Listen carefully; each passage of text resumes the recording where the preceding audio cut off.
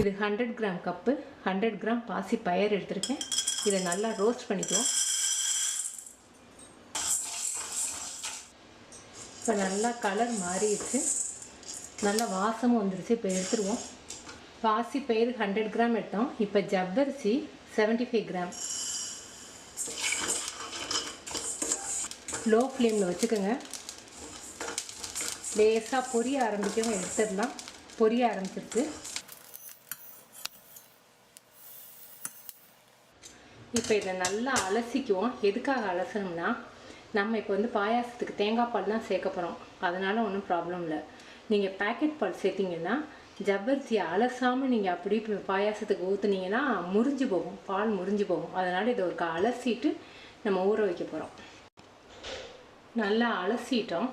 இப்போ இது ஊறுறதுக்காக பாசி பயிறு ஊறணும் இல்லையா, அதுக்காக வெந்நீர் ஊற்றுறேன்.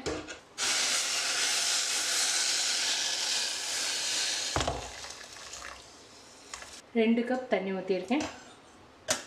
அதாவது 400 ml. 2 மணி நேரம் கழிச்சு நம்ம குக்கரில் வேக வைக்க போகிறோம்.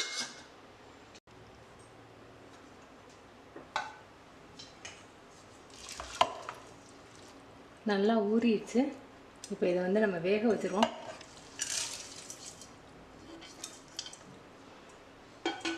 திரும்ப ஒரு 200 ml வாட்டர்,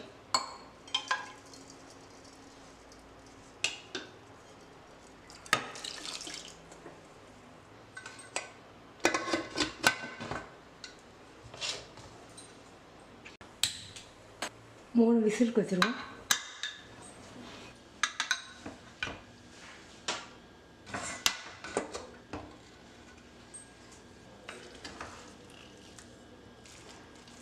நல்லா வெந்துருச்சு.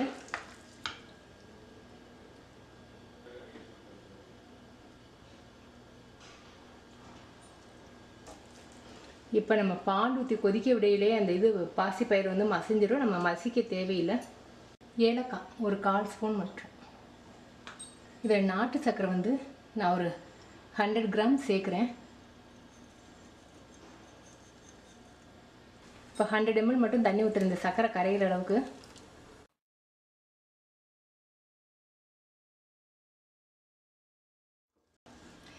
நாட்டு சர்க்கரை ஒவ்வொரு பிராண்டும் ஒவ்வொரு மாதிரி இனிக்கும். நீங்கள் உங்களுடைய இனிப்பு சுவை தகுந்த அளவுக்கு நீங்கள் சேர்த்துக்கோங்க. இப்போ தேங்காய் பால் இது வந்து 300 ml எடுத்து வச்சுருக்கேன். நல்ல கெட்டியான பாலாக எடுத்து வச்சுருக்கேன்.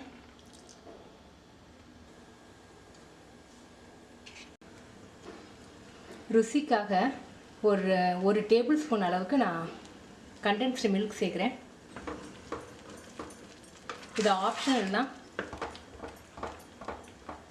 பாயாசத்தில் உப்பு சேர்க்கும்போது ருசி ரொம்ப கூடுதலாக இருக்கும். ஒரு சிட்டிகை அளவுக்கு உப்பு சேர்க்குறேன். போதும். தேங்காய் பால் ரொம்ப கொதிக்க விட வேணாம், அமர்த்திடுவோம். பாசி பயிரும் கடிபட்டால் தான் ரொம்ப ருசியாக ரொம்ப டேஸ்ட்டாக இருக்கும். இப்போ நம்ம வந்து முந்திரி பருப்பு வறுத்து போட்டுருவோம். நெய் ஒரு ஸ்பூன், தேங்காய் சில்லு நறுக்கி வச்சுருக்கேன்.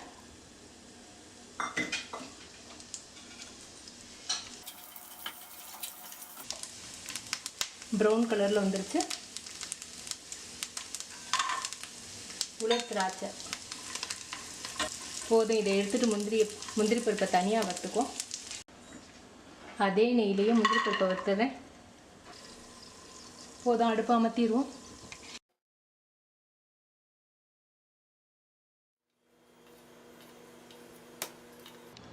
பாயாசம் ரொம்ப சூப்பராக ரொம்ப டேஸ்ட்டாக நல்லா வாசமாக இருக்குது. செஞ்சு பார்த்துட்டு உங்கள் கமெண்ட்ஸ் எனக்கு சொல்லுங்கள். தேங்க்யூ.